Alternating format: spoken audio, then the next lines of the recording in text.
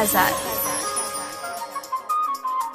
हमरा संगे चलना गे रानी, घुमा देबो सिरा के मेला गे, घुमा देबो फूल पतर मेला गे।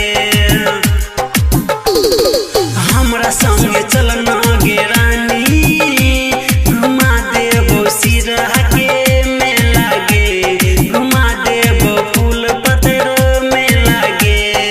तू नहीं जबही त मन नहीं लगते घुमैला हमरा अकेला में।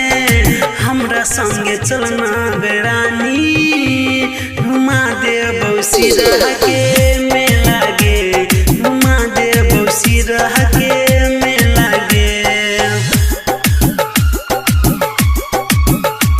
घुमा देबो सिरा के मेला गे,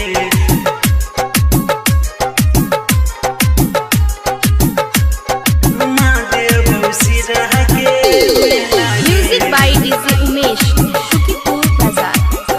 कहै छियो बात हमर बुझना गई सोना, मेला में किन देबो कंगना और चूड़ी, मेला में किन देबो कंगना और चूड़ी।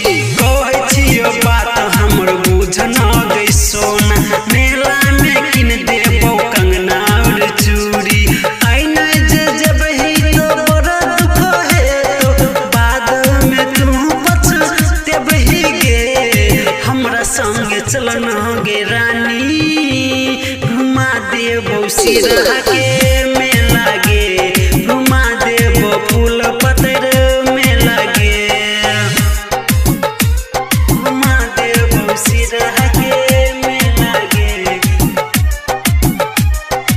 अखन अहाँ सब सुनि रहल छी मिथिला रिकॉर्डिंग स्टूडियो के शानदार प्रस्तुति। Music by DJ Umesh, Shukipur बाजार। आस केने छी तोरा संगे ल जेबौ, चौमीन चाट अपना हाथ सखिएबौ, चौमीन चाट अपना हाथ सखिएबौ। आस केने छी अपना संगे ल जेबौ, चौमीन चाट अपना हाथ सखिएबौ।